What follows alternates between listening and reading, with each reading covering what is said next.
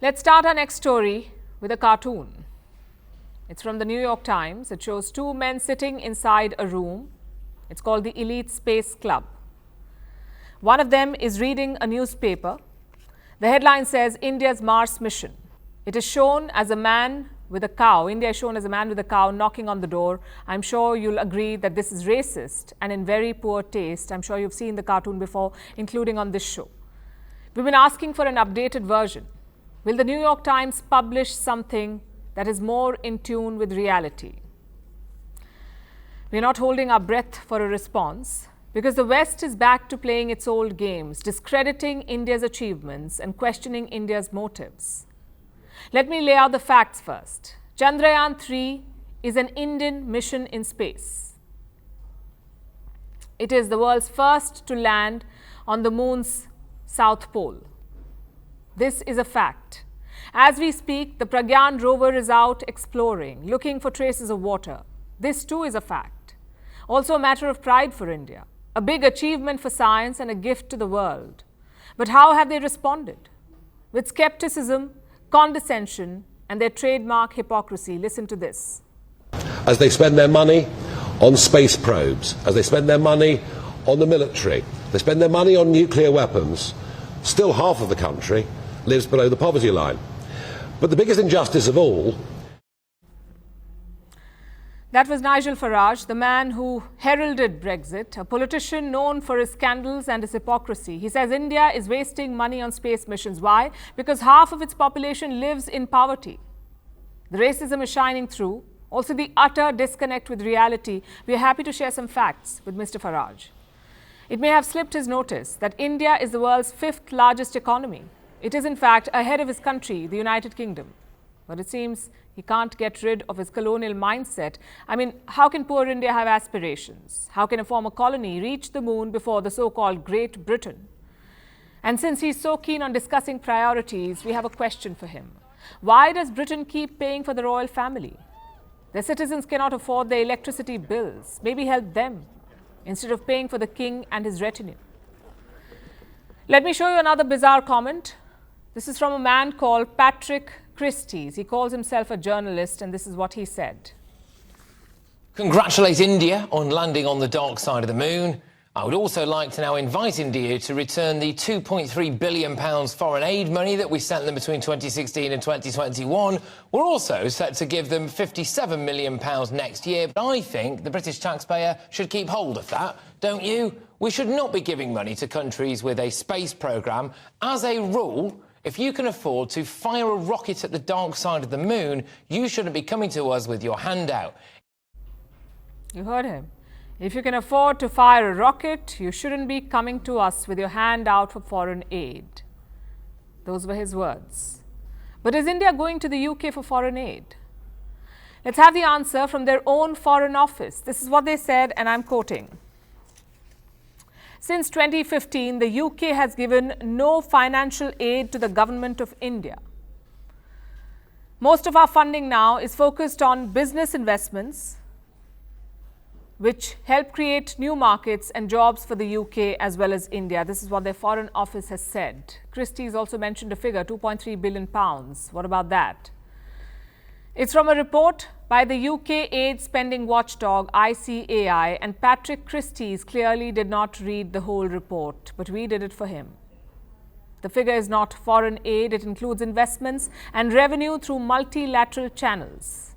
The same report notes that this aid is a tool of UK foreign policy, basically a way to stay in New Delhi's good books.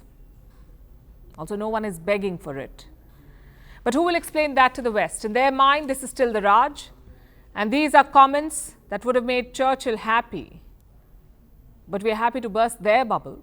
This is the 21st century. India is a global power, not a former impoverished colony. In 2011, then Finance Minister of India, Pranab Mukherjee, told the UK that India does not need its aid. And London admitted that the aid had no impact on India's development. Now, India has landed on the moon, and British influencers say, return our aid money. If you're going down that road, let's start with reparations. Let's start with the colonial loot. Return that money first. And we have the bill. Some $45 trillion.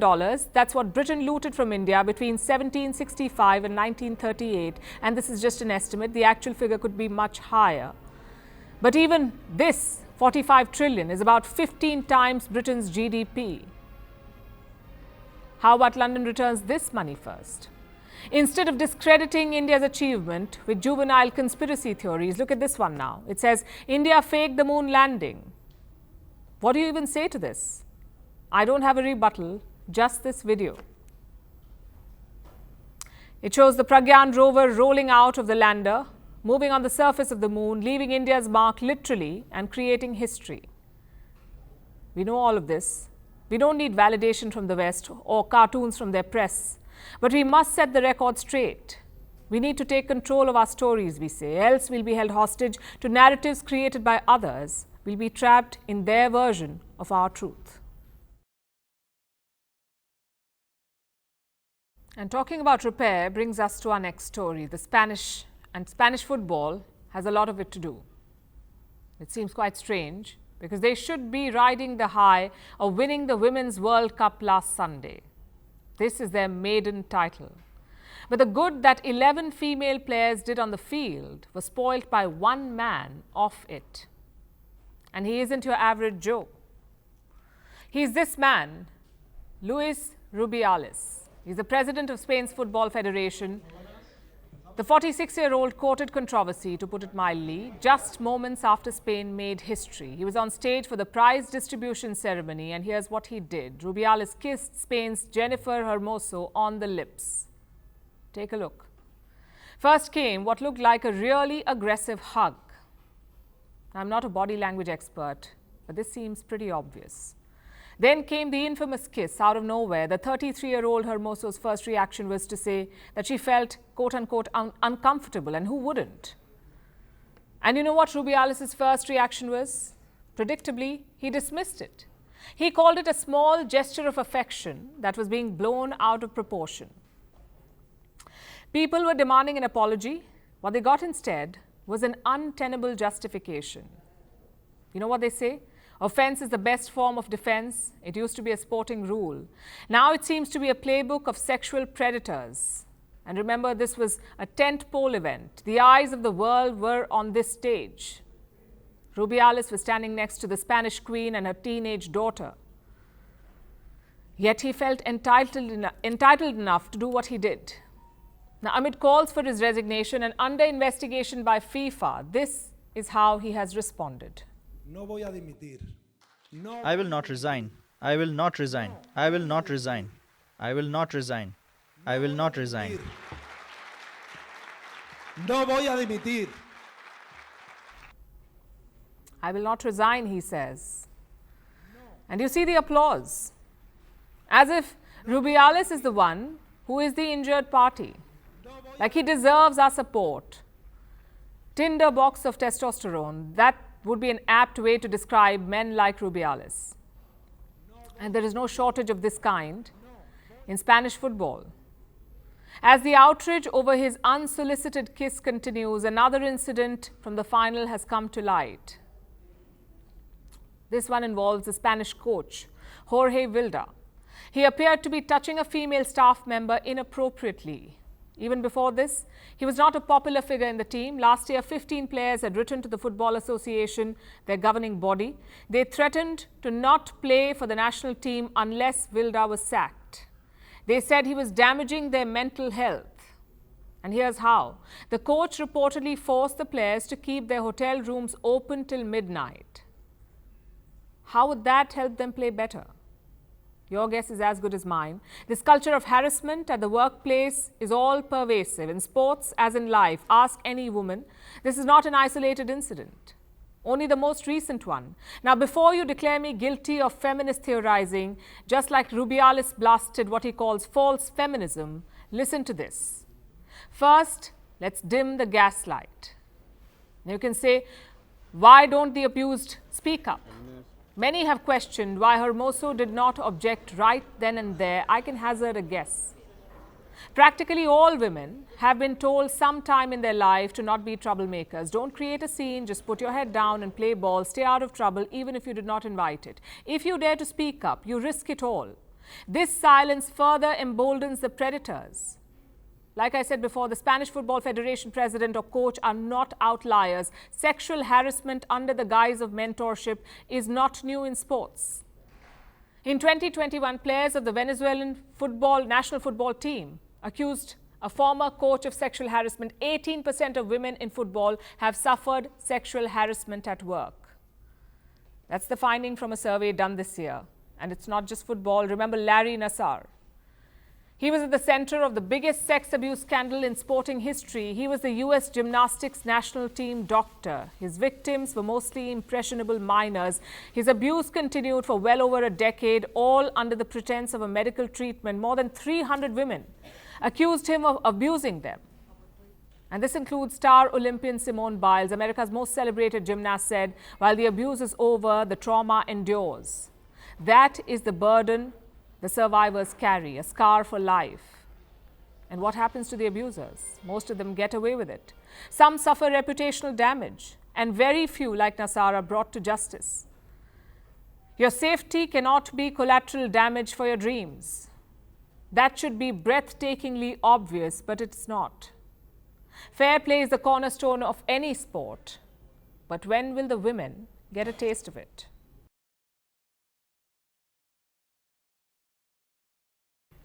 After a story on Spain's football chief being iced out, let's talk about real ice. It is changing all over the planet, be it monstrous glaciers or massive frozen seawater. All of it is vanishing thanks to global warming. Snows of Mount Kilimanjaro have melted over 80% since 1912.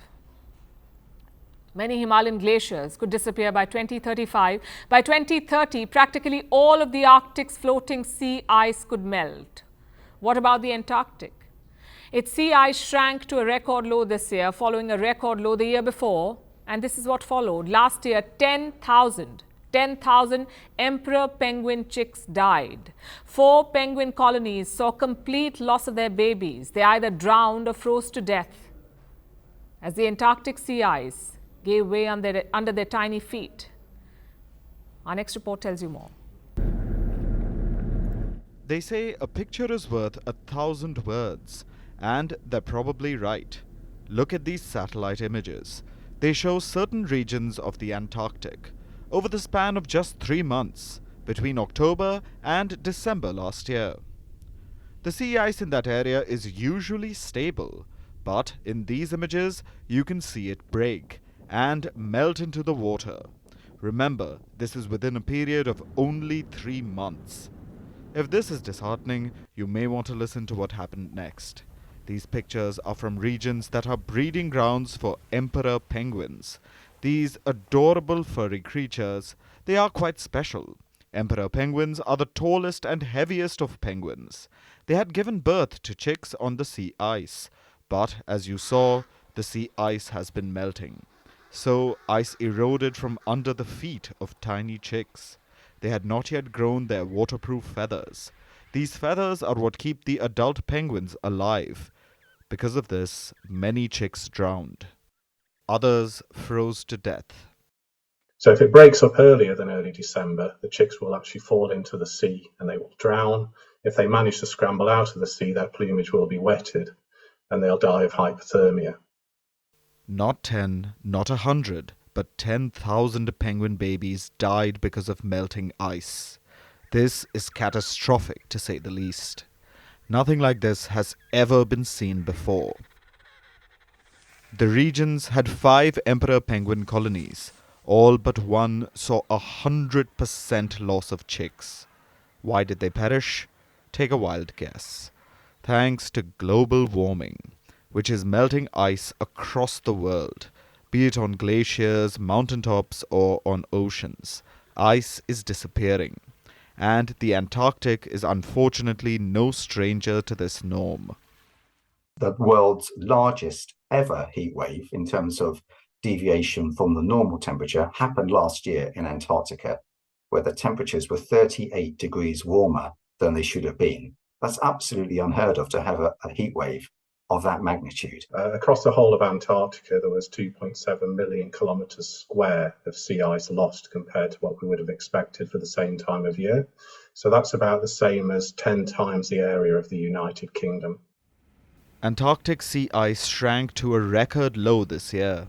It was a record low the year before as well. It was a shocking blow. Very different from the other polar cap, the Arctic. That saw a gradual decline in ice. We lose 13% of Arctic sea ice per decade. Over the past 30 years, the oldest and thickest ice in the Arctic has declined by 95%. By 2030, practically all of its floating sea ice could melt. What happened to the penguin chicks is a harrowing sign of things to come. Over 90% of emperor penguin colonies are predicted to go extinct by the end of this century. Polar bears, walruses, Arctic foxes, snowy owls, reindeers, and many other species will perish. But it isn't just the animals who are in danger. So are humans. Just as we are part of the problem, we must face the music too. Global sea levels are rising. Coastal communities are under direct threat. Calamities are getting worse and more frequent. Food insecurity is increasing. Millions are at risk of being displaced. All in all, our ecosystem will be completely disrupted because sea ice is melting. We will say what we always do. If only we had $1 for every time we said this, but here goes. If countries achieve the International Paris Agreement goals, if they limit global warming to under 2 degrees, the sea ice may recover. If it gets cold enough, the sea ice will reform. Now, unless we want to see a lot more of these things happening in the future, we've really got to get on with decarbonising. That won't solve the problem, right? There will be adaptation that's absolutely needed. But if you're looking for an additional reason to decarbonise, as if we needed one, an additional reason to decarbonise was look what's happening to Antarctica. Look what we are doing to the Antarctic continent. We need to decarbonise. We will all be better for it. So will the emperor penguins. They may lose about 30% of their population, but at least they won't go extinct. And now it's time for Vantage Shots, images that tell the story, starting with dramatic footage of an Argentine woman. She hung from a cable and slid down to escape from a burning building in Buenos Aires. Speaking of dramatic footage, water gushed from a burst pipeline in India's Mumbai. The leakage threw up water 70 feet in the air. After height, let's also talk about weight. From tigers to penguins, all kinds of animals jumped onto weighing scales in a zoo in London, making it the cutest annual health check.